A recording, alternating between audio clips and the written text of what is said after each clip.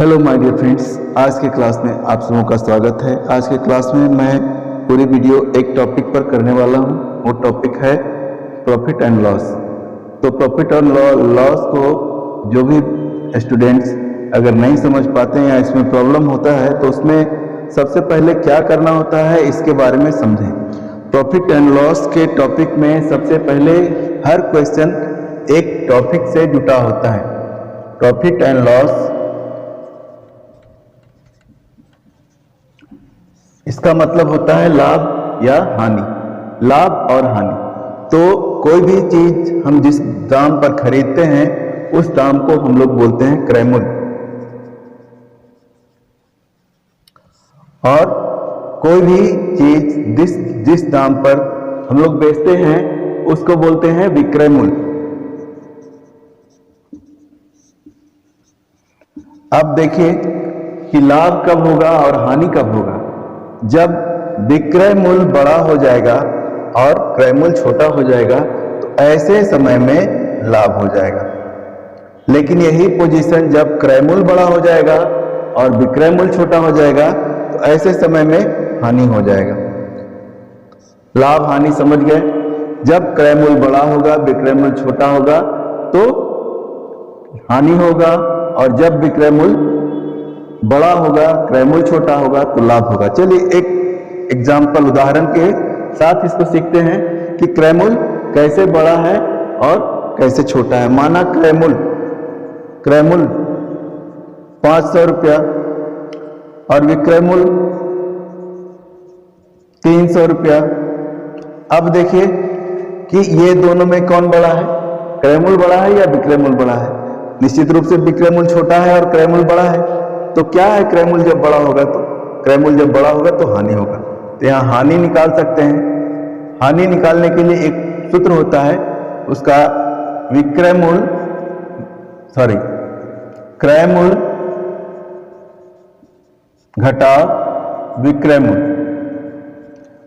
सीधा सा सवाल है, यहाँ पर क्रय मूल्य 500 और विक्रय मूल्य कितना है 300, तो आपको हानि कितना हुआ ये देखिए। हानि निकालने के लिए ये यहाँ पर 200 रुपया ये हानि हो गया। अब यहीं पर अगर लाभ का पोजीशन बनेगा तो कैसे बनेगा।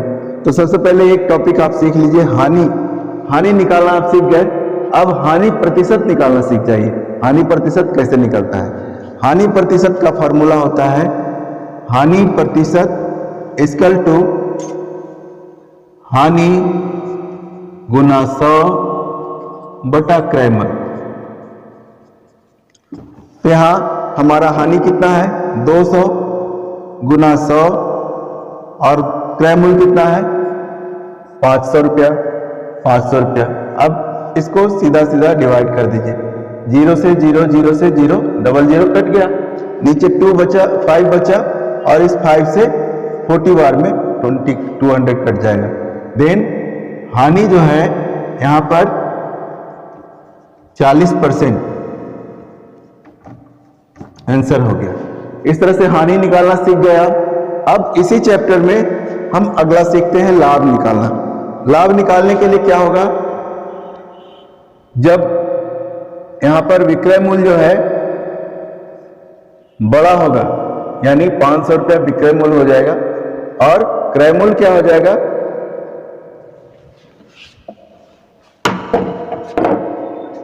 300 रुपया। देखिए अब लाभ बराबर, जैसा कि मैंने आपको लिखाया है, बताया है कि लाभ बराबर विक्रय मूल्य घटाव क्रय मूल्य। ये इसका फॉर्मूला या सूत्र जो भी कहिए ये होता है। तो आपका विक्रय मूल्य कितना है 500 और क्रय मूल्य कितना है 300, घटा दीजिए 200 रुपया, ये हो गया आपका लाभ। लेकिन यही सीखना है लाभ प्रतिशत कैसे निकलेगा। तो लाभ प्रतिशत बराबर होता है लाभ गुने 100 बटा क्रय मूल्य। तो आप 200 गुना 100 और बटा क्रय मूल्य कितना हो गया 500, काट दीजिए, डबल 0 कट गया, और 40 यहां पर 40% लाभ हो गया। सॉरी, यहाँ 500 नहीं, यहाँ पर क्रय मूल्य तो है 300 रुपया, 300 रुपया लगेगा। तो यहाँ हो जाएगा 0000 कट गया और यहाँ पर 200/10, 200/3, ये हुआ आपका परसेंट में इतना लाभ हुआ। ठीक है, तो इसको पूर्णांक में निकाल देंगे। लाभ बराबर प्रतिशत बराबर हो गया 6 3 जा 18, 6 3 जा 18,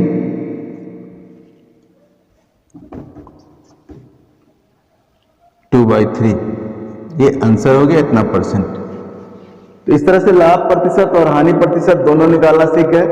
अब अगले बार में इसी क्लास में मैं आपको पूरा डिटेल लाभ हानि चैप्टर का बताने जा रहा हूं।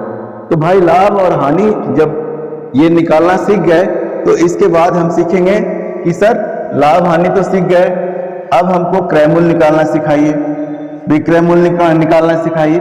वो भी सिखाते हैं, कोई बहुत बड़ी चीज है नहीं। लाभ हानि क्रय मूल्य विक्रय मूल्य, इसमें देखिए अगर दिया हुआ है कि क्रय मूल्य 700 रुपया और विक्रय मूल्य नहीं दिया गया है, बट लाभ दिया गया है। लाभ है 10% या 70 रुपया। ठीक है, तो आपको विक्रय मूल्य निकालना है। मान लीजिए आपका 70 ये नहीं दिया गया है, तो यहां विक्रय मूल्य निकालना है। विक्रय मूल्य बराबर हो जाएगा क्रय मूल्य प्लस लाभ। तो आपको मालूम नहीं है कि यहां मेरे पास 70 है, 10% दिया हुआ है, तो सबसे पहले लाभ निकालने के लिए आप क्या करेंगे, जितना क्रय मूल्य है 700 गुना 10/100 काट दीजिए, बराबर 70 आ गया ना। तो इस तरह से आप निकाल सकते हैं। तो यहाँ पर क्रय मूल्य आपका 700 है और लाभ आपका 70 है। विक्रय मूल्य निकालना है, बहुत ही सिंपल, 770 रुपया विक्रय मूल्य हो गया। समझ गया इसको? अब हमें क्रय मूल्य निकालना सीखना है, विक्रय मूल्य तो है ही। तो देखिए लाभ के स्थिति में क्रय मूल्य हम निकालना सीखते हैं। लाभ की स्थिति में क्रय मूल्य निकालना बहुत ही आसान है। जैसे 700 रुपया विक्रय मूल्य है, या मान लीजिए विक्रय मूल्य दिया गया है आपका 800 रुपया और क्रय मूल्य नहीं दिया गया है, मालूम नहीं है क्रय मूल्य व्हाट, और यहां पर लाभ हो रहा है 200 रुपया। ठीक है, तो आप कैसे निकालेंगे?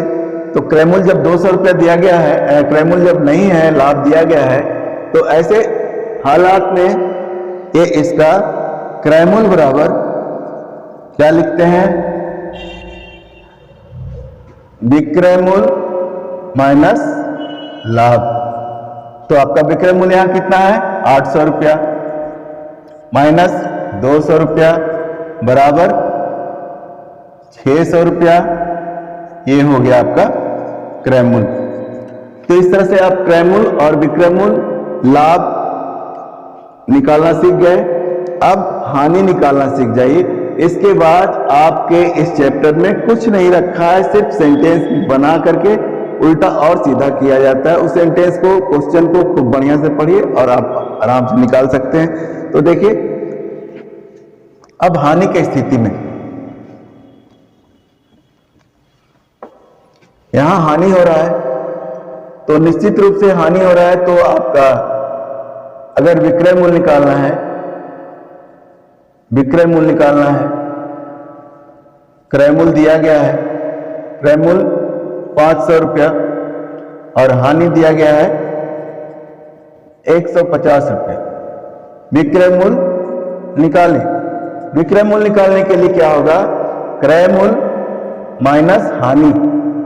तो आप देखें क्रय मूल्य कितना है मेरे पास 500 रुपया और इसमें माइनस करेंगे हानि कितना 150 रुपया। अब 350 रुपया आपका ये हो गया हानि। क्लियर हो गया? लेकिन अब आप बोले सर क्रय मूल्य नहीं दिया गया है, यहां विक्रय मूल्य दिया गया है। विक्रय मूल्य दिया गया है, सॉरी 350 रुपया, ये विक्रय मूल्य हो गया। यहाँ विक्रय मूल्य दिया गया है, क्रय मूल्य नहीं दिया गया है और हानि दिया गया है। तो यहाँ देखिए विक्रय मूल्य 350 रुपया, हानि 150 रुपया, क्रय मूल्य निकालना है। नाउ अब क्या करेंगे, विक्रय मूल्य क्रय मूल्य में से क्या हो जाएगा, विक्रय मूल्य प्लस हानि, तो क्रय मूल्य निकल जाएगा 350 प्लस 150 बराबर 500 रुपया। देखिए यहाँ क्रय मूल्य है कि नहीं 500 रुपया, तो ये क्लियर है। यहाँ तक के सभी लोग समझ गए हैं। तो अब आप चुटकियों में थोड़ा सा क्वेश्चन को समझेंगे, थोड़ा सा क्वेश्चन लेंदी रहेगा, उसको समझेंगे। अगर कोई समस्या होगा मेरे वीडियो में कमेंट करेंगे और फिर मैं आपके साथ साझा करूंगा। यहाँ तक कि आप लाभ हानि चैप्टर पूरा समझ गए। अब और सारे ट्रिक जो क्विक बनते हैं वो भी बताएंगे अगले वीडियो में। फिलहाल आप बने रहिए और इसको ध्यान से समझ लीजिए। अगर नहीं समझ में आया तो एक बार और वीडियो को देख लीजिए, फिर समझ लीजिए। अगर फिर कोई समस्या रह गया तो मेरे साथ आप साझा करें। मैं दावा करता हूं कि आप बहुत ही अच्छा मैथमेटिक्स बनाना शुरू कर देंगे अगर ध्यान से समझेंगे तो। थैंक यू, मिलते हैं फिर अगले वीडियो।